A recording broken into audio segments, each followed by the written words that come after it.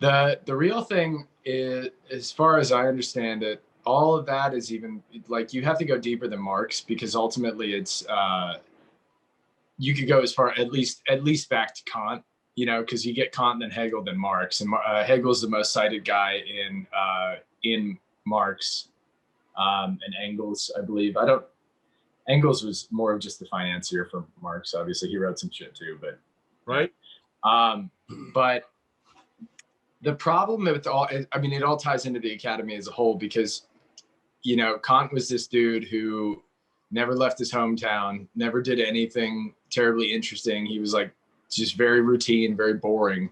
And we accepted like that kind of life. Yeah, that guy can write our entire concept of philosophy, and we won't question the fact that he was boring as shit. Right.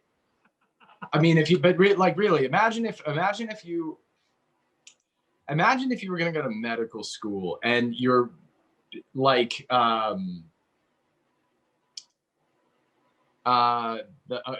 Hippocrates, right? Imagine if Hippocrates himself was like a leper, an untreated leper, right? And he wrote all this stuff about medical stuff, but he was like a sickly wretch, right? And then nobody questioned that had anything like that. Nobody asked, is that prohibitive of him being a good doctor if he's this miserable, ill person, right? Imagine if nobody asked that question. Right. It's Hippocrates, so the guy that we base modern medicine on. And right. That notion with Kant is the same notion with philosophy that we didn't even consider as a prerequisite. Maybe this guy should apply any of the shit that he talked about in his life at all. And in fact, he didn't. And so we get Kant, who did not live a real life, right? He lived in his hometown and never left and was sickly and boring, right? Then you have Marx, who wrote about the working class and never had a real job, right? Right. And now we have academia, who write all these theories about capitalism that they don't really engage with, and all these theories about a world that don't really relate to reality whatsoever, because it's fundamentally rooted in this core of people that do not meaningfully engage with the world in a way that matters. I know. So it goes like this. I look at it like this. It's like the presumption here is that the institutions provide status, right? So it's like status is like an institutional placeholder. And so it's like the institutions provide status to the people who participate in the institutions, and then project the interests of the elite into the general population. That's Gramsci, but it's a cultural hegemony, right? And it's like the presumption that we have, our naive assumption is that the institutions are meritocratically derived status, that it's based upon merit. And I'm like, no. Okay, now there was a guy, and I won't say his name. He was in my 4th grade class, FS, okay? That's not too much information. I don't want to, but we'll call him. I don't want to abuse anybody. You know what I mean? But so yeah, let's call him Scott Farkas. Okay, so Scotty's in the class. So I'm in 4th grade. Scotty is 15, and he's in my 4th grade class, and he's an idiot. And I believe that in a terminological sense. He can't. Empty set, right? So halfway through the year, Scotty disappears. I'm like, what happened to Scotty, man? Where'd he go? Where'd he go? We promoted him to 7th grade. I'm like, what? I said, you what? You promoted him to 7th grade. I should be done with all of you now. What are you doing? That makes no sense, because non-compos mentis, right? And that's a social promotion, right? And then so it's like this. It's like, so the presumption is that's not how it works, is false. The actual system is social promotion, and they put people that are like them. And it's like I ran into a patient that it was unexpected. He's a blue collar guy, clearly blue collar. And he says he's been studying narcissism for a year. I'm like, whoa, okay, like, whoa, what? Because that was like, you know what I mean? The guy turning wrenches or something like that. I don't expect him to be studying psychology like that. I go, why are you doing that? He says, my boss is a narcissist. And I'm like, and then he says, my wife is one too. And he knows more about narcissism than I do. And I'm like, so I'm resonating with this, right? So like, who does the narcissist want to have in his organization? So Theodore Kaczynski wrote the book called The Fate of Industrial Society, right? Mm-hmm. That is also known as the Unabomber Manifesto. Okay, for those of you who are not in the know about who Theodore Kaczynski is, he is the Unabomber and in jail right now.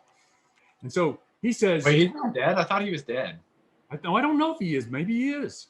He was, last I heard, he was incarcerated. So Theodore Kaczynski says, no, he's not dead. Yeah, not dead. Where is he? Yes, yeah. Anyway, so Theodore Kaczynski said this. He said, and he calls them liberals, and I don't think it to be political, like, but I regard this as the successful people in the liberal establishment, okay, which is inside the institutions, are those that are hyper socialized, overly socialized, which is to say sensitive to social cues, okay, and insecure.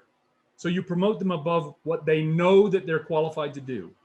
They're paid too much, and they know they don't belong there, and they're sensitive to your cues. So the narcissist now goes like this, intimates that you're going to do something immoral, illegal, or whatever, somehow that may benefit them.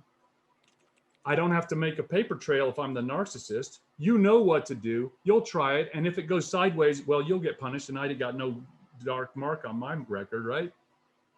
Have you ever heard of Dilbert's law? No.